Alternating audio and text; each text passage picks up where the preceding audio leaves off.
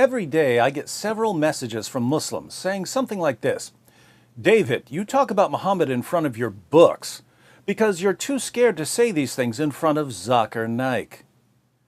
To you Muslims who think that Christian debaters are scared of Zakir Naik, I'd just like to ask, what color is the sky in your world? Because here on Planet Reality, Zakir Naik is a joke.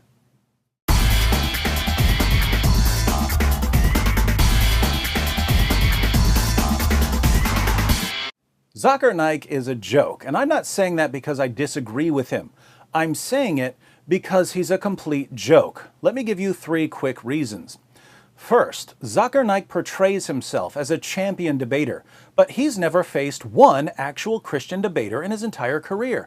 Compare Naik with someone like Shabir Ali. Shabir Ali has debated William Lane Craig multiple times. He's debated James White multiple times. He's debated Jay Smith multiple times. He's debated Mike Licona multiple times. He's debated Tony Costa multiple times. He's debated me multiple times. He's debated Sam Shamoun and Samuel Green and Jonathan McClatchy and Nabil Qureshi. Shabir Ali obviously isn't scared to face experienced Christian debaters. Look up Zakir Naik's debates and you'll find that he's debated a handful of people you've never heard of. The only person Zakir Naik has ever debated that I've even heard of was William Campbell. And William Campbell wasn't a debater, he was a writer. Naik knew he wasn't a debater. That's why he agreed to debate him. Naik only agrees to face people who either have no debate experience or know nothing about Islam. Those of us who debate regularly and who deal with Islam regularly, Naik won't come near us. And we've been challenging him for years. Here's a debate challenge we sent him nearly 8 years ago. I've challenged him to debate. James White has challenged him to debate. Sam Shamoun has challenged him to debate. Nabil Qureshi has challenged him to debate. And do you know what he says when we challenge him to debate? He says, you have to guarantee that you will show up to the debate with 10,000 people. Now, that's a strange demand. If you look at Zakir Naik's other debates with Christians, they didn't have to bring 10,000 people to the debate. In the 2 Zakir Naik debates I've clicked on, there were only a couple hundred people in the audience. Why did Zakir Naik debate them? I was recently watching one of Naik's Q&A sessions, and a Christian woman was at the mic. And Zakir Naik said that if she wanted to debate, they could set up a debate. Ask your question in 2 or 3 sentences. If it is more than 2 or 3 sentences, yes, it becomes a lecture. If you want to have a lecture, yes, sure. If you want to have a debate also, we can arrange. Can you? Okay. You can come to Bombay. Right. No, it's not Bombay. I'm in the Gambia. Why was Zakir Naik trying to set up a debate with a random woman who stepped up to a mic at a Q&A session? By the way, right after he challenged her to debate, he changed his mind and said that he refuses to debate women. Then he said that he would be happy to debate a religious scholar. But once again, Naik didn't say anything about bringing 10,000 people to the debate. Why does Zakir Naik's 10,000 people rule only come into play when he's challenged by people who debate regularly? If some local pastor no one's ever heard of agrees to face him, suddenly Naik is ready to debate, even if the pastor shows up with no one. This is the age of the internet. Millions of people can watch a debate online. Zakir Naik could have a debate with a Christian in a hotel room and people around the world could watch it. Why does he selectively apply his 10,000 people rule? Because he knows that in America, most Christians have no idea who he is, so they're not going to come out by the thousands to see him debate. He knows that Christian debaters aren't going to rent the Superdome to face him because we think he's a joke. So he made up a rule that he only applies to avoid actual debaters. Why? Because he's a complete, utter, total coward, and he knows that his arguments would be destroyed by any experienced Christian debater. And what do Muslims say when we point this out to them? Oh, Zakir Naik refuses to face you debaters because you're beneath him. Wait, all of the actual debaters are beneath him, but the people he's debated, most of whom no one's ever heard of, they were important enough for him to face? How would we know who's beneath Zakir Naik if he's never once stood on stage with an experienced debater? How would we know? Naik is like a guy who walks outside his house, punches someone in the face, and declares that he's the heavyweight boxing champion of the world without ever facing any actual boxers. It's pathetic. What's even more pathetic is that Naik's followers are so gullible they think he's a serious debater. There are serious debaters in the world. Naik isn't one of them. Second, Zakir Naik's ministry pays people to convert to Islam. The Hindustan Times reports The special branch of the Mumbai police claims that controversial Islamic preacher Zakir Naik and his non-profit Islamic Research Foundation have illegally converted around 800 people to Islam by paying them using funds received from abroad. The allegation, if proved, could spell more trouble for Naik, who is being investigated for his fiery speeches and alleged extremist links. Mumbai police found that Naik's organization paid converts 50,000 rupees, some of which came from Saudi Arabia. Members of the organization would then radicalize converts and convince them to join ISIS.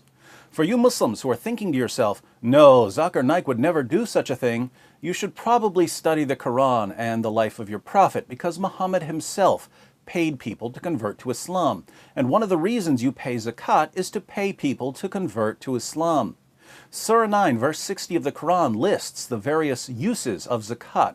One of the uses is to attract the hearts of those who have been inclined towards Islam. What does it mean to use zakat funds to attract people's hearts? Muhammad shows us exactly what it means. In Sahih Muslim, number 6022, Muslims win the Battle of Hunain. And we read, "On that day, the Messenger of Allah gave Safwan bin Umayyah 100 sheep, then another 100, then another 100. Ibn Shahab said, Sa'id bin al-Musayyab told me that Safwan said, by Allah, the Messenger of Allah gave me what he gave me, and he was the most hated of people to me. But he kept giving to me until he became the most beloved of people to me."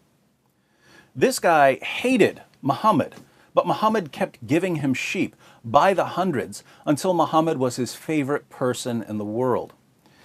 In Sahih al-Bukhari 3344, Muhammad divides a piece of gold among 4 chiefs of a different tribe.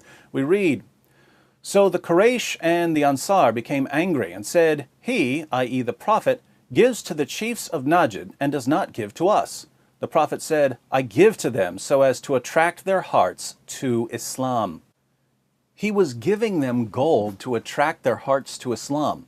Nearly 14 centuries later, Zakir Naik is doing the same thing. Muslims should be proud of Naik for imitating his prophet by bribing people to convert when his arguments fail miserably. Third, a few years ago, when I was watching some of Zakir Naik's talks to get some video clips for some shows, I was impressed that so many Muslims showed up to hear him speak when the talks were in English.